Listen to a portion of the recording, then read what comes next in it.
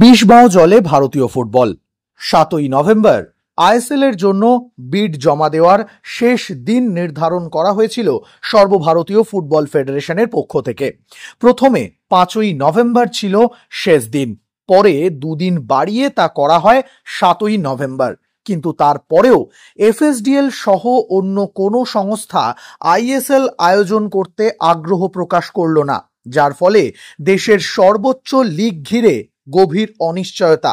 এখনো জানা যাচ্ছে না আইএসএল এর ভবিষ্যৎ কি।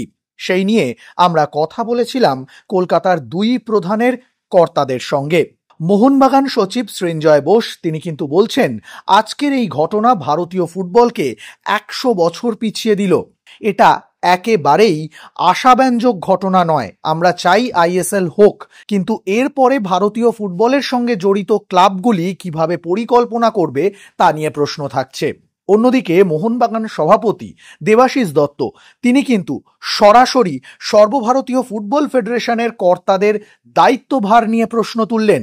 তারা যেভাবে কাজ করছেন তা ভবিষ্যতের জন্য একেবারেই আশাপ্রদ নয়।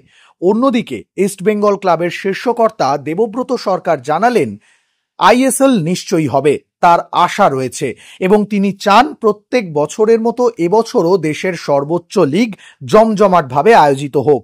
সর্বভারতীয় ফুটবল ফেডারেশনের প্রতি তার পূর্ণ আস্থা রয়েছে এবং তিনি জানেন যে নিশ্চয়ই আইএসএল আয়োজিত হবে।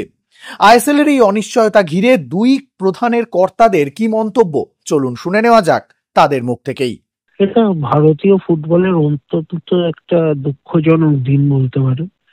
মানে প্রচন্ড দুঃখজনক ঘটনা, এবং আজকে সারা ভারতের ফুটবলে সব এত প্লেয়ার, এত ক্লাব, সবাই আজকে একটা অনিশ্চয়তার মুখে।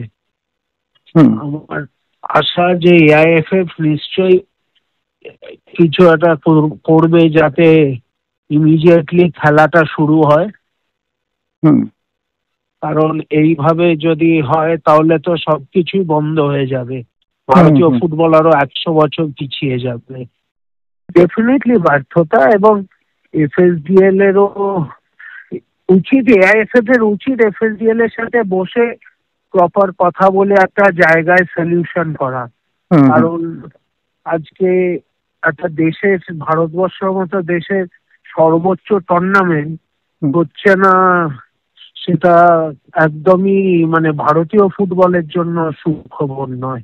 সামনে কোনো টুর্নামেন্ট নেই, কিছু নেই, শুধু শুধু তো প্র্যাকটিস করে যাওয়ার কোনো মানে হয় না, না? হ্যাঁ, ডেফিনেটলি একটা পুরো ব্যাপারটাতেই কোথাও গিয়ে থমকে দাঁড়াচ্ছে। তো আশা করব যে সেই জায়গা থেকে বেরিয়ে আসবে ভারতীয় ফুটবল, এবং আগামী দিনে আবার আমরা আইএসএল এর খেলা দেখতে পাবো।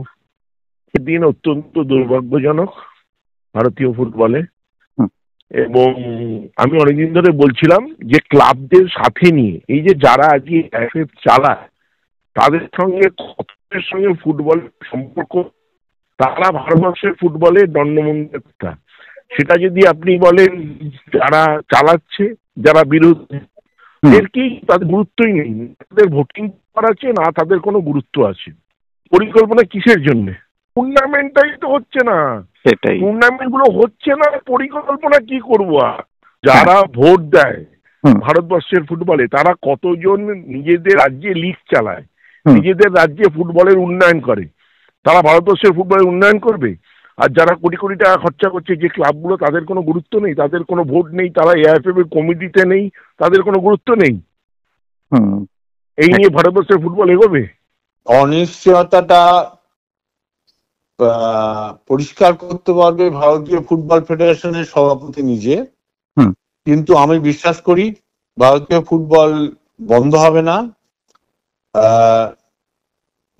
এআইএফএফ আছে এবং কেন্দ্রীয় ক্রীড়ামন্ত্রী আছেন, নিশ্চয়ই এই ফুটবলকে বন্ধ হতে দেবেন না, এটা আমি বিশ্বাস রাখি। আজকে হয়নি, কালকে কেউ না কোনো সংস্থা আসবে কিংবা কাউকে অর্গানাইজ করবে, এই বিশ্বাস আমি রাখি। অনিশ্চয়তা আছে, কিন্তু অনিশ্চয়তাটা পরিকল্পনা এফেক্ট না করা উচিত, পরিকল্পনাটা প্রপার রাখা উচিত, আজ না হোক কাল এই টুর্নামেন্ট হবে।